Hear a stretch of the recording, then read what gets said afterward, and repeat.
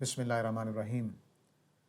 तज़किया bill Quran programme के इस सिलसिले में हम उन सिफ़ात का मुताला कर रहे हैं जो कुरान मजीद से मालूम होता है कि अल्लाह ताला हमारे अंदर देखना चाहते हैं। उनमें से हमने काफ़ी मालूमात जो हैं, सिफ़ात जो हैं, उनका मुताला कर लिया है। आज हम जिस सिफ़त का मुताला करेंगे उसके लिए मैंने अरबी ज़ुबान से ही एक लफ्ज़ चुना है। कुरान मजीद ने इसको लफ्ज़ों में बयान किया है, नाम लेकर बयान नहीं किया, तो मैंने इसका नाम गैर जाहिल रखा है। यानी मोमिन पढ़ा लिखा हो या पढ़ा लिखा ना हो, वो गैर जाहिल होता है। और लेकिन ज़ाहिर है कि हम इस वस्फ़ पर पूरे नहीं उतरते। जाहिल का मतलब अरबी ज़ुबान में दो पहलू से इसको लिया जाता है, एक जज्बाती के मानी में और दूसरे बेइल्म के मानी में। बुनियादी इल्म हर मोमिन के पास होता है। इल्म से यहाँ मुराद इस दुनिया की हकीकत के बारे में नॉलेज है, उसका इदराक है, उसकी समझ है, उसकी बसीरत है। और जज्बाती के मानी ये हैं कि आदमी अपनी तमन्नाओं का असीर नहीं होता, अपने गुस्से, अपनी नफ़रत, अपने जज्बात, अपनी बेहंगम किस्म की तमन्नाओं के हवाले नहीं होता, बल्कि नहायत नपातुला होता है। बेइल्मी के पहलू से हम कह सकते हैं कि ये तवहम का शिकार नहीं होता, वहम परस्त नहीं होता। सुनी सुनाई बातें, सुने सुनाए तसव्वुरात, कहानियाँ, लोक दास्तानें। और नबी करीम सल्लल्लाहु अलैहि वसल्लम फरमाया करते थे कि एक ज़माना वो आएगा कि जब लोग कुरान और सुन्नत की बजाय कहानियों पर दीन का मदार रखेंगे। तो ये सारी बेइल्मी की अलामतें हैं। यानी हम वहम, गुमान, ज़न जिसको कहते हैं अरबी ज़ुबान में, वहम, ज़न, गुमान, शक व शुबे, कहानियाँ, इस तरह की चीज़ों के पीछे मोमिन नहीं लगता। मोमिन पक्की साबितशुदा यकीनी बातों की तरफ जाता है। और पूरा कुरान मजीद अगर आप पढ़ें तो ये मज़मून बहुत स्ट्रांगली अल्लाह ताला ने उठाया है और बयान किया है कि तुम सुनी सुनाई बातों पे अमल करते हो, ज़न पे अमल करते हो, हक़ को छोड़ रहे हो और उन बातों की तरफ जा रहे हो जिसका कोई सबूत नहीं है, और इसके बाद कि अब कुरान मजीद जैसा सबूत आ गया है। दूसरी तरफ जज्बात होते हैं, इसमें अना है, इसमें तकब्बुर है, इसमें नफ़रत है, इसमें गुस्सा है, इसमें तमन्नाएँ और ख्वाहिशें हैं। तो इन सारी चीज़ों का असीर जो हो जाता है, इनके पीछे जो लग जाता है, वो भी जाहिल होता है। तो अरबों के यहाँ जैसे अबू जहल को जहल कहा जाता है, तो वो उसका कोई नाम का बिगाड़ना नहीं था। उनके लिहाज से ये बड़ा तारीफ़ी जुमला था, क्योंकि ये शायर उनके कहते थे कि नजहलु फ़ौक़ल जाहिलीना, कि हम सारे ही जाहिलों से बढ़कर जाहिल हैं। यानी अपनी कौमी अहमियत, अपनी कौम, अपने तअस्सुबात, अपने कबीले के लिए जान दे देना, छोटी छोटी बातों पर जिनकी कबीले के मुताबिक हिफाजत होनी चाहिए, उसके लिए जान देने को तैयार हो जाना, तलवार उठा लेना, ये सब कुछ क्या था? ये जाहिलियत थी। तो इसको हमियतुल जाहिलिया भी कुरान ने कहा है। तो जज्बाती होना और बेइल्म होना, ये असल में दोनों, अगर आप हकीकत में देखें तो अरबों ने ऐसे ही इसको एक लफ्ज़ में बयान नहीं किया। जब आदमी जज्बात का शिकार होता है तो इल्म का इनकार कर रहा होता है, उसको बात समझाना चाहे वो सुनने को तैयार नहीं होता, तो उसकी हालत वही होती है जो बेइल्म आदमी की होती है। तो ये गैर चाहे मोमिन इन दोनों नक्स से पाक होता है। वो जज्बात में भी नहायत नपातुला और इल्म भी उसके पास, इस कम अज़ कम इस इल्म का मतलब यहाँ ये नहीं है कि उसे साइंस की, एस्ट्रोनॉमी की समझ हो, वो कायनात के कॉस्मोस जो है उसके अंदर सितारे कहाँ हैं, प्लैनेट्स कहाँ हैं और उनकी हरकतें क्यों हो रही हैं और उसमें ग्रेविटी का लॉ कैसे चलता है, इसकी उसको ज़रूरत नहीं है यहाँ जिस जहालत की बात हो रही है, बल्कि उस अंडरस्टैंडिंग की बात हो रही है, या उस ओपिनियन की, या उस फ्रेम ऑफ माइंड की बात हो रही है جو اس کائنات کو دیکھنے کا زاویہ ہمیں عطا کرتا ہے۔ اس پہلو سے جاہل نہیں ہونا چاہیے آدمی کو۔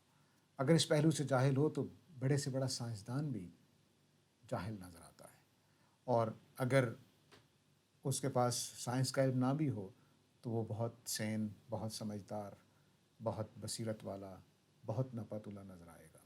تو ایک موچی، جولاہا، یہ سارے پیشے قابل قدر ہیں، لیکن چونکہ ہمارے معاشرے میں یہ لوگ پڑھے ہوئے نہیں ہوتے تو اس لیے ان کا نام لے رہا ہوں۔ یہ لوگ بھی اپنے ان پڑھ ہونے کے باوجود اس غیر جاہل کے ٹائٹل کے نیچے نہیں آتے۔ کیوں؟ کیونکہ وہ جاہل نہیں ہوتے، وہ غیر جاہل ہوتے ہیں، یعنی ان کو ہر چیز کی سمجھ ہوتی ہے کہ دنیا کس طرف جا رہی ہے۔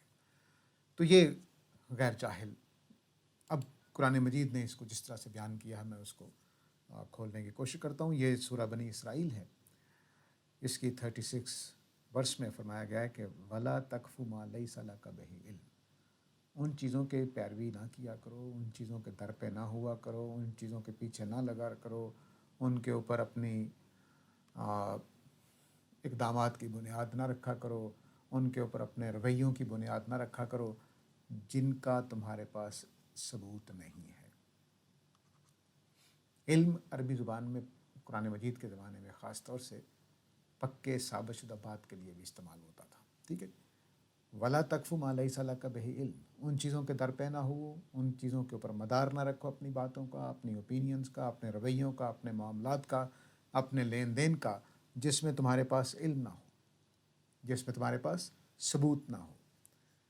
کیوں؟ فرمایا کہ ان السمع والبصر والفؤاد کل اولئک کان عنہ مسئولا، کیونکہ کان، آنکھیں اور دل، ان سب سے پوچھا جانا ہے۔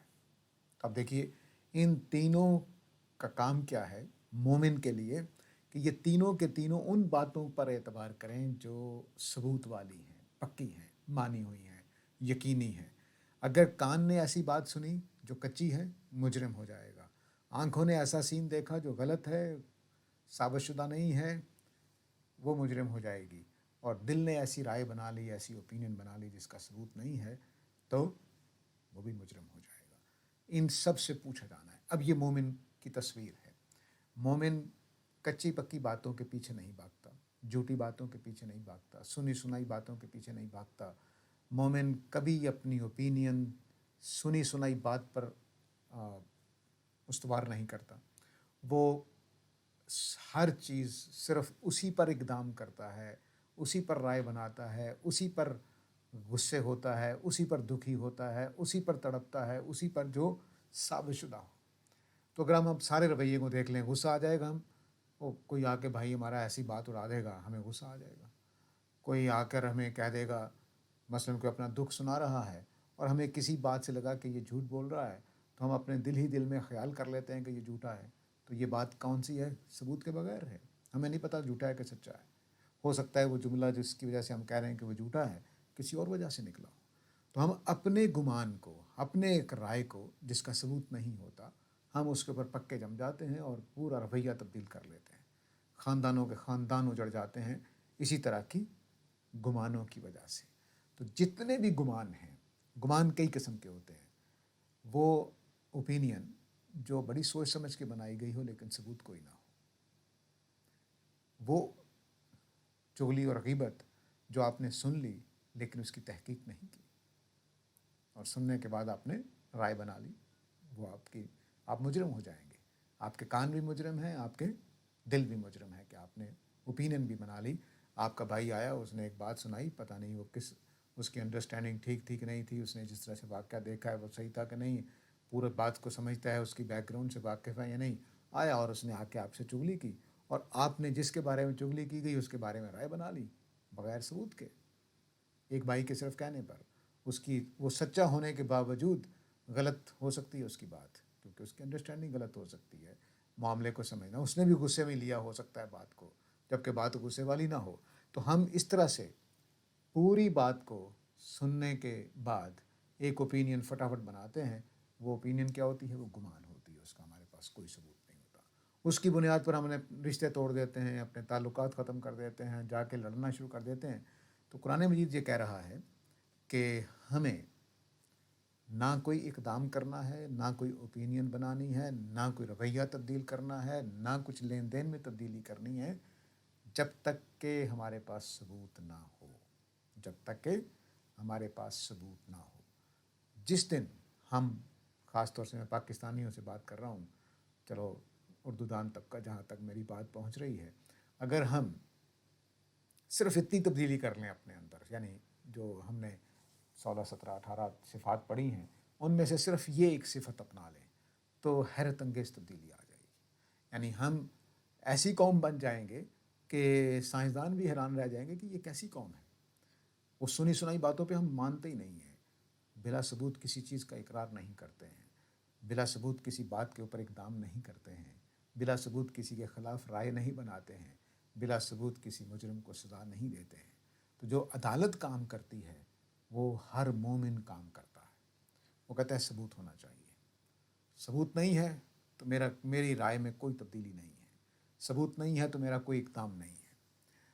تو وہ ڈرتا ہے کیونکہ اس کے کانوں اور اس کی آنکھوں اور اس کے دل سے کل پوچھا جانا ہے کہ تم نے اپنے بھائی کے بارے میں رائے بنائی تھی، ثبوت تھا؟ تم نے اپنے بھائی کے بارے میں تبصرہ کر دیا تھا، کوئی ثبوت تھا؟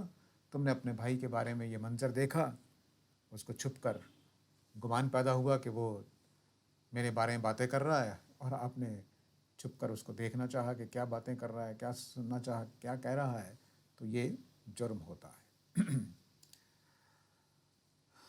آگے فرمائے، یہ سورہ الانعام ہے، ان تطیع اکثر من فی الارض یضلوک عن سبیل اللہ ان یتبعون الا الظن وان ھم الا یخرصون۔ تم اگر لوگوں میں سے اکثریت کی بات ماننے لگو جو زمین پر ہیں تو وہ تمہیں اللہ کے راستے سے ہٹا دیں گے۔ کیوں؟ کیونکہ وہ اپنی آراء کی، اپنے گمانوں کی، اپنی اوپینینز کی پیروی کرتے ہیں، حالانکہ وہ صرف اٹکل کے تیر چلا رہے ہیں۔ یہ قدیم زمانے میں جب قرآن اترا تو بہت مختلف اس کی رینج یا اس کی پہنچ، اس معنی کے اندر جتنے لوگ آتے تھے وہ بہت مختصر تھے، کیونکہ وہ 2 4 نظریات تھے اس وقت۔ اب بھی یہ تبصرہ اتنا ہی ویلڈ ہے تمام فلسفیوں پر، تمام سائنسدانوں پر، تمام اہل علم پر جو ثبوت کے بغیر بات کرتے ہیں۔ مثلاً سائنسدانوں کا ایک بڑا طبقہ فزکس، کیمسٹری، بایولوجی میں بڑے پتہ سے بات کرتے ہیں، ثبوت کے ساتھ بات کرتے ہیں۔ ان سے مذہب کے بارے میں بات کریں تو بلا ثبوت بات کرنا شروع کر دیتے ہیں۔ یعنی کوئی ایک خالص جو خدا کی کتاب ہے اس کا مطالعہ نہیں کیا ہوتا اور مذہب پر تبصرے ہو رہے ہوتے ہیں، اور پھر اس کائنات کے بارے میں جو کچھ بھی اوپینین انسان بنا سکتا ہے وہ ہمیشہ ظن رہے گا، حقیقت نہیں ہو سکتی۔ یہ بات میں سوچ سمجھ کے کہہ رہا ہوں، اپنے مطالعے کی ناقصی صحیح اس کی روشنی میں کہہ رہا ہوں کہ آئنسٹائن سے لے کر، نیوٹن سے لے کر، آئنسٹائن سے لے کر آج تک جتنے بڑے بڑے سائنسدان پیدا ہوئے ہیں سب کی اوپینین ظن ہوتی ہے۔ کیوں؟ کیونکہ کسی کے پاس مکمل علم نہیں ہے۔ ایک فینومینا ہمیں نظر آ رہا ہوتا ہے کہ ایسے ہو رہا ہے، اور نیوٹن اس کی ایکسپلینیشن دے دیتا ہے۔ تھوڑے عرصے کے بعد معلومات اور ہوتی ہیں تو آئنسٹائن ایک اور ایکسپلینیشن دے دیتا ہے، وہ بھی ظن تھا، یہ بھی ظن ہے۔ آئنسٹائن کے بعد بہت ساری معلومات تبدیل ہوتی ہیں تو نیل بوہر ایک اور نظریہ دے دیتا ہے۔ یوں چلتے چلتے آپ دیکھیے کہ یہ ظن ثابت ہوتا چلا جاتا ہے۔ اور وجہ کیا ہے؟ وجہ یہ ہے کہ مثال کے طور پر میں ایک مثال دوں گا کہ ہم نے تو اس زمین سے باہر نکل کر بھی اس کو نہیں دیکھا ہے کہ یہ باہر سے کیسے لگتی ہے، اور پھر کائنات سے باہر نکل کر نہیں دیکھا کہ باہر سے کوئی چیزیں آ رہی ہیں، اس کے اندر جا رہی ہیں، کیا ہو رہا ہے۔ ہم تو اس کے ایک چھوٹے سے گوشے میں، جس کی وسعت کا اندازہ سائنسدانوں کو ہم سے زیادہ ہے، اس کے ایک چھوٹے سے گوشے میں کہیں ایک ذرے کے اوپر، ان کے اپنے الفاظ میں کہ صحرا پر جیسے ریت کے ذرے ہوتے ہیں تو زمین ان ذروں کی طرح کی ایک چیز ہے، تو اس کے اوپر ہم بیٹھے ہوئے ہیں اور کیا کہہ رہے ہیں؟ پوری کائنات کے بارے میں تبصرہ کر رہے ہوتے ہیں کہ اس کائنات کا کوئی خدا نہیں ہے، کوئی کریٹر نہیں ہے، یہ سارا کچھ ظن ہے۔ تو فرمایا کہ زمین والے جتنے بھی ہیں اگر وہ قرآن سے بات نہیں کر رہے ہیں تو ان کے پاس صرف ظن ہے۔ کیوں؟ کیونکہ ان کے پاس پورا علم نہیں ہے۔ ابھی تھوڑے سے حقیر سے انسان کی شروع سے یہ خامی رہی ہے، خواہ وہ کیونکہ وہ ہمارے ہی بھائی ہیں، سائنسدان بھی کوئی اجنبی لوگ نہیں ہیں، تو جس طرح سے ہم چھوٹے سے علم پر پتہ نہیں پھولے نہیں سماتے، اسی طرح وہ بھی انسان ہیں، تو وہ بھی پھولے نہیں سماتے، اور جب پھولے نہیں سماتے تو وہ بڑی بڑی باتیں کرنے لگ جاتے ہیں۔ تو مجھے فرعون کی اور بات اور سائنسدانوں کی بات بالکل ایک جیسی لگتی ہے کہ ہم نے اتنی کائنات ایکسپلور کر لی ہے، ہمیں تو خدا کہیں نظر نہیں آیا۔ اس نے اپنے زمانے کے لحاظ سے کہا تھا کہ میں نے اتنی اونچی بلڈنگ بنا کر، ستون بنا کر اس میں جھانک لیا ہے، مجھے تو خدا نظر نہیں آیا۔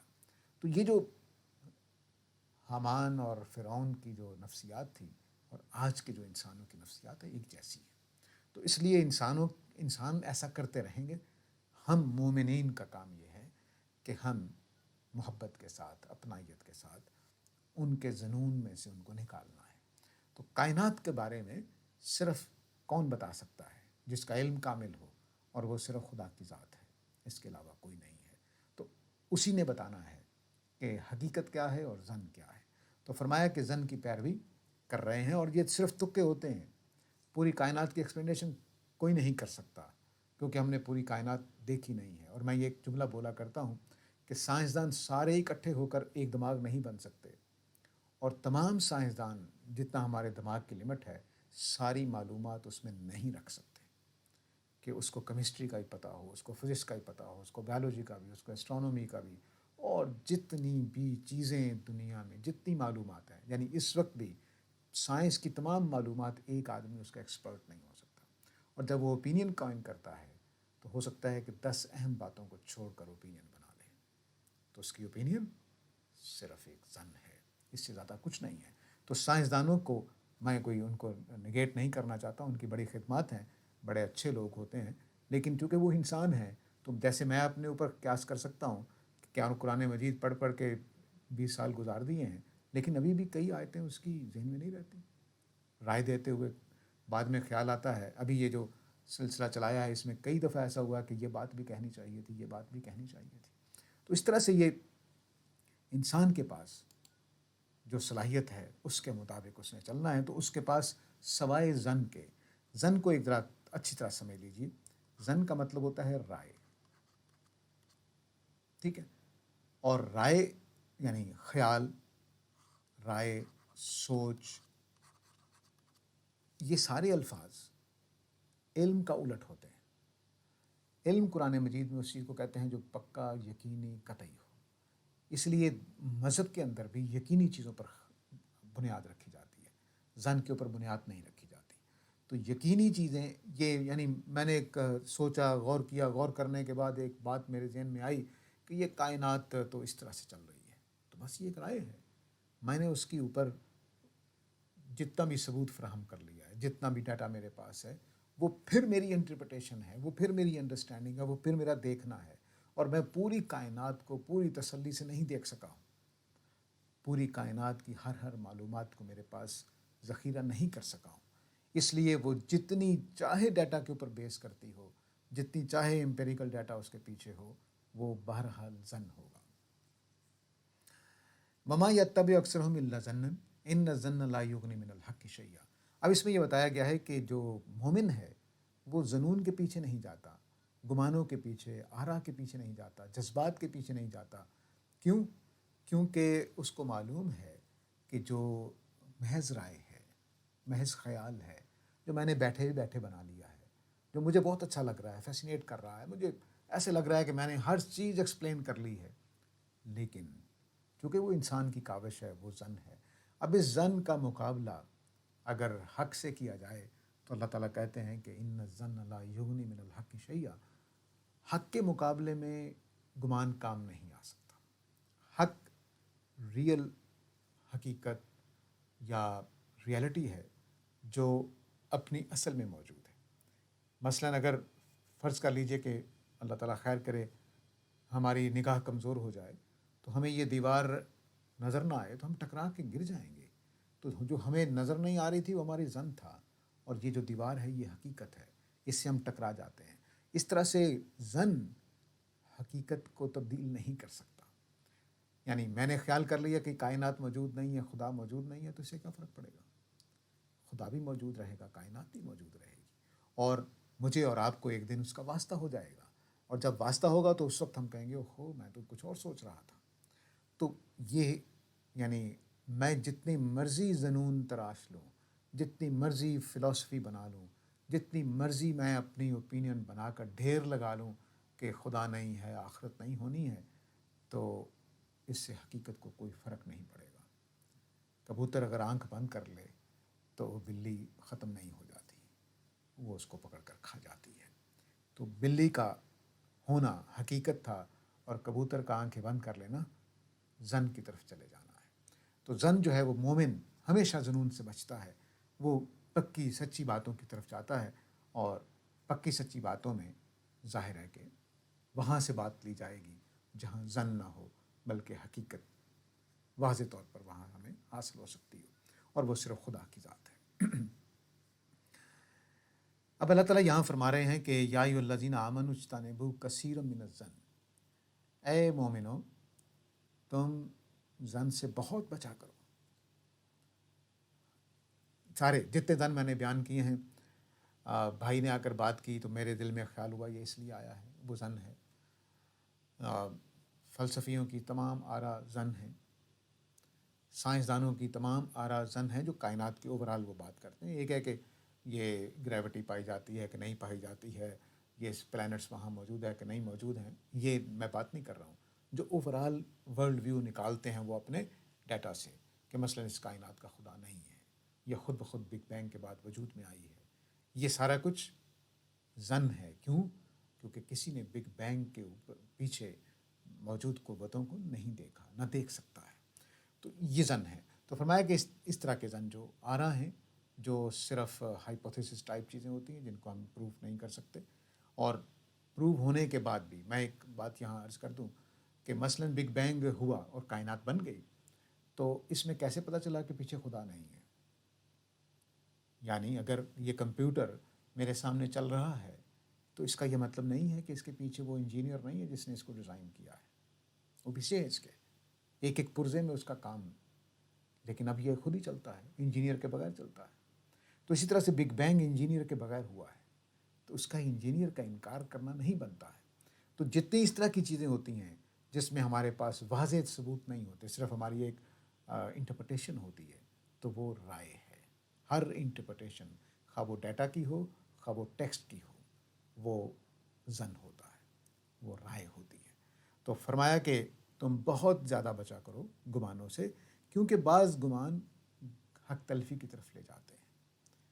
یہ فطری سی بات ہے کہ جب میں نے اپنے بھائی کے بارے میں وہ اپنی دکھڑا سنا رہا تھا، میں نے اس کو اپنے دل میں خیال کیا کہ یہ تو اس چکر میں ہے، تو اب کیا ہوگا؟ وہ واقعی اگر وہ بیچارہ مجبور ہے تو میں اس کی مدد سے انکار کر دوں گا، کیونکہ اب میں نے اپنے گمان کے اوپر میرے ذہن میں جو خیال آ گیا ہے اس کے مطابق میں نے اس کو سوچنا ہے کہ نہیں، یہ میرے ساتھ دھوکہ کر رہا ہے، یہ تو اپنے مطلب کے لیے آیا ہے، تو میں اب اس کی بات نہیں سنوں گا، اس کے ساتھ ہمدردی ختم ہو جائے گی۔ تو جتنے گمان ہیں کائنات کے بارے میں آپ گمان پیدا کر لیں، جیسے میں نے ابھی چند مثالیں دی، تو آپ خدا کا انکار کر دیں گے، خدا کا انکار کر دیں گے تو گمان گناہ کی شکل اختیار کر گیا۔ تو گمان آراء جتنی بھی ہیں وہ اگر اتھینٹک ڈیٹا کے اوپر بیس نہیں کرتی اور وہ صرف آپ کی انٹرپریٹیشن نہیں ہے تو پھر وہ درست ہے، ادروائز وہ زن ہے۔ تو ان بعض الظن اسم، تو بہت سارے زن، کچھ زن کہہ لیجئے، کچھ زن جو ہیں وہ گناہ ہوتے ہیں۔ ولا تجسسوا ولا یغتب بعضکم بعضا، اور چنانچہ جنون کی وجہ سے ہی ہم چغلیاں کرتے ہیں، بدگمانیوں کی وجہ سے ہم چغلیاں کرتے ہیں اور غیبتیں کرتے پھرتے ہیں، اور گمانوں ہی کی وجہ سے ہم ٹوہ میں رہتے ہیں، ایسی باتیں کریت کر پوچھیں گے کہ ہمارے زن کو تسکین ہو جائے، اور پھر کوئی اور بات آ جاتی ہے، پھر کہتے ہیں ہاں دیکھا نا میں نے کہا تھا یہ ایسا ہوا تھا۔ تو یہ سارا کچھ تو مومن کا کام، اب یہاں دو زن کرنے کی جگہ دو ہیں، میں اس کو تین میں تبدیل کر دیتا ہوں تاکہ بات زیادہ واضح ہو جائے۔ لوگوں کے بارے میں بدگمانی کرنا ناجائز کیا جا رہا، خدا کے بارے میں قرآن مجید نے اس کو باقاعدہ زیر بحث بھی لایا ہے کہ خدا کے بارے میں جاہلیت والے زن نہ اختیار کیا کرو۔ کائنات کے بارے میں، کہ کائنات کیسے بنی ہے، کہاں جا رہی ہے، کہاں پہنچے گی، یہ صرف وہی بتا سکتا ہے جس نے اس کو بنایا ہے۔ یہ بحث تو ہو سکتی ہے کہ ہمارے پاس جو قرآن مجید ہے یہ اللہ کی کتاب ہے یا نہیں ہے، لیکن یہ بحث نہیں ہو سکتی کہ خدا نہیں ہے، کیونکہ اس کے لیے ہمارے پاس ثبوت ہونے چاہیے۔ خدا کے ماننے کے ثبوت جتنے موجود ہیں، خدا کے انکار کرنے کا کوئی ثبوت موجود نہیں ہے، کوئی موجود نہیں ہے۔ جتنی آراء ہیں، میرا جتنا ناقص مطالعہ ہے الہاد کے لٹریچر کا، اس سے میں یقین کے ساتھ کہہ سکتا ہوں کہ کوئی ثبوت نہیں ہے، صرف چیزوں کو ایک دوسرے اینگل سے دیکھا جا رہا ہے۔ خدا نے کائنات جس طرح سے بنائی ہے اس طرح سے اس کو نہیں دیکھا جا رہا، تو اس لیے کچھ سوالات ہیں، وہ سوالات حل نہیں ہوں گے۔ مثلاً میں اپنے گھر کو میں آپ کو اپنے ڈرائنگ روم میں لے کر جاؤں اور آپ ڈاکٹر ہوں، تو آپ کہیں گے کہ تم نے کیا بنایا ہوا ہے؟ نہ تمہارا کوئی آپریشن تھیٹر یہاں پڑا ہوا ہے، نہ یہاں پر کوئی آلات پڑے ہوئے ہیں، تم نے کیا چیز بنائی ہے؟ پیسہ ضائع کر دیا ہے، صوفہ یہاں رکھ کے تم نے اتنا پیسہ ضائع کر دیا صوفہ خرید کے۔ تو میں نے ڈرائنگ روم بنایا تھا، آپ کا آپریشن تھیٹر نہیں بنایا تھا۔ اب اس ڈاکٹر صاحب کے لیے میرا ڈرائنگ روم کی کوئی چیز فہم کے اندر نہیں آئے گی، وہ میرا مذاق ہی اڑاتے رہیں گے، لیکن جیسے ہی وہ اس کو ڈرائنگ روم کے طور پر دیکھیں گے تو ساری باتیں سمجھ آ جائیں گی۔ تو اس طرح سے کائنات کو جس طرح سے جس مقصد کے لیے خدا نے بنایا ہے اس مقصد سے دیکھنا ہوگا، وگرنہ کوئی جواب نہیں ہے۔ ٹامک ٹوئیاں ماریں گے، جس کو قرآن نے الا یخرسون اس آیت میں کہا ہے۔ تو فرمایا کہ بہت سارے گمانوں سے بچو، کیونکہ گمان جو ہیں وہ ستیہ ناش کر دیتے ہیں۔ تو کائنات کے بارے میں گمان کہ کائنات کیسے بنی ہے، کیوں بنی ہے، کس لیے بنی ہے، یہ کسی انسان کے بس کا نہیں ہے۔ ہاں وہ کچھ بات سمجھ آ سکتی ہے جو ہم اس کو سمجھائیں گے۔ اور دوسری بات یہ کہ لوگوں کے بارے میں گمان کہ یہ یوں کر رہا ہے، یہ اس وجہ سے، جب تک ثبوت نہ ہو کسی شخص کے بارے میں کوئی رائے قائم نہیں کی جا سکتی، وگرنہ آپ جاہل ہیں۔ اور کائنات کے بارے میں بھی آپ بغیر کسی ثبوت کے اپنے ہائپوتھیسس پر رائے قائم کر دیں گے تو آپ جاہل ہیں، کیونکہ ہمارے پاس پورا ڈیٹا موجود نہیں ہے۔ ہم نے پوری کائنات کو کیا، ایک چھوٹے سے حصے کو بھی ابھی پوری طرح سے ایکسپلور نہیں کیا۔ ہم تو اپنے پورے سولر سسٹم کا مطالعہ نہیں کر سکے ہیں کہ یہ کیسے چل رہا ہے، کیا ہو رہا ہے، کیا نہیں ہے۔ بس اس کی بنیاد پر ہم اتنی بڑی بات کہہ دیتے ہیں کہ اس کائنات کا کوئی خالق نہیں ہے۔ اور تیسرا، خدا کے بارے میں گمان، جو ان تینوں کے بارے میں گمان کرتا ہے، صرف اپنی اسپیکولیشن پر اپنی رائے رکھتا ہے، وہ قرآن کے الفاظ کے مطابق جاہلیت میں جیتا ہے۔ وَمِنْهُمْ أُمِّيُّونَ لَا يَعْلَمُونَ الْكِتَابَ۔ اب چوتھی چیز آ رہی ہے، تین چیزیں، خدا، کائنات، انسان، اب چوتھی چیز دین آ رہی ہے۔ قرآن مجید کہتا ہے کہ یہ اہل کتاب کے اوپر تبصرہ ہو رہا ہے کہ اہل کتاب میں کچھ لوگ امیوں جیسے ہیں، ان پڑھ ہیں، لا یعلمون الکتاب الا امانیہ، اور یہ شریعت کو اپنی تمناؤں کی ایک جمگٹا سمجھتے ہیں، تمناؤں کی براری کے لیے ایک طریقہ کار سمجھتے ہیں۔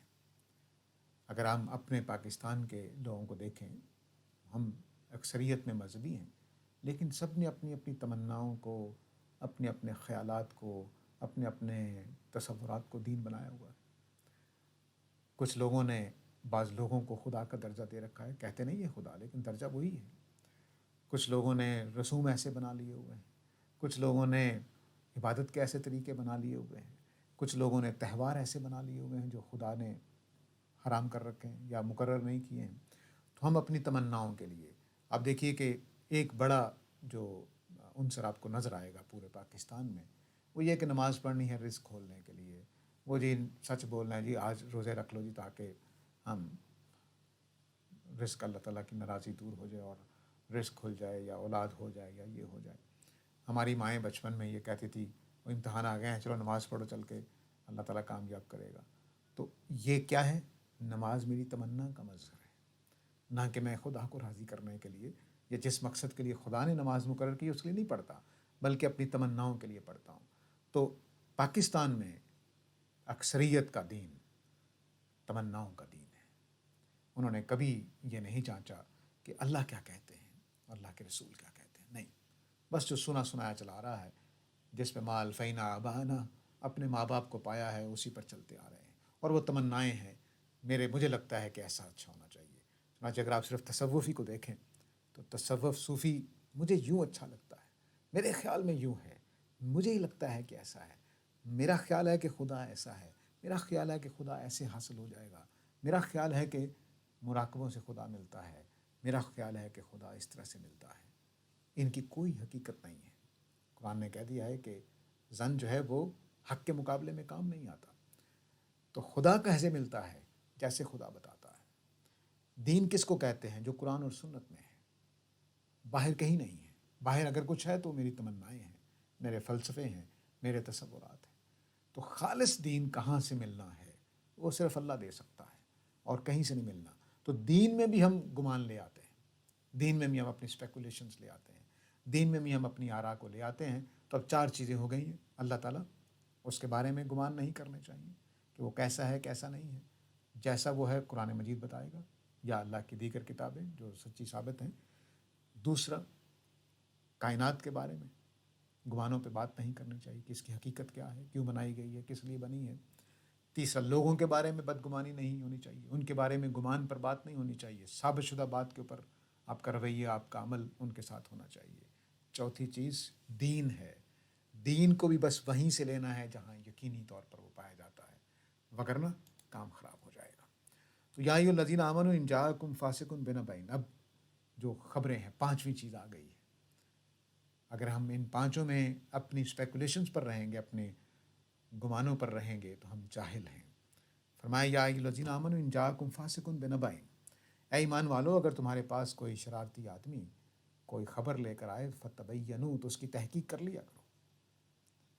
اب جو خبریں آ رہی ہوتی ہیں، کہانیاں سنائی جا رہی ہوتی ہیں، باتیں بتائی جا رہی ہوتی ہیں، قوموں کے بارے میں، لوگوں کے بارے میں، لیڈرز کے بارے میں، اپنے ہمسایوں کے بارے میں، اپنے عزیزوں کے بارے میں، سب کے دین کے بارے میں، کوئی آ کر کہے کہ مجھے یہ پتہ چلا ہے یہ حدیث ہے، یہ قرآن کی آیت ہے، تو تحقیق کر کے مانیں۔ ہاں، جو اسکالر بن کے بیٹھے ہوتے ہیں ان پر آپ اعتبار کر سکتے ہیں، لیکن ان سے بھی پوچھ لیں جی کہاں پہ ہے۔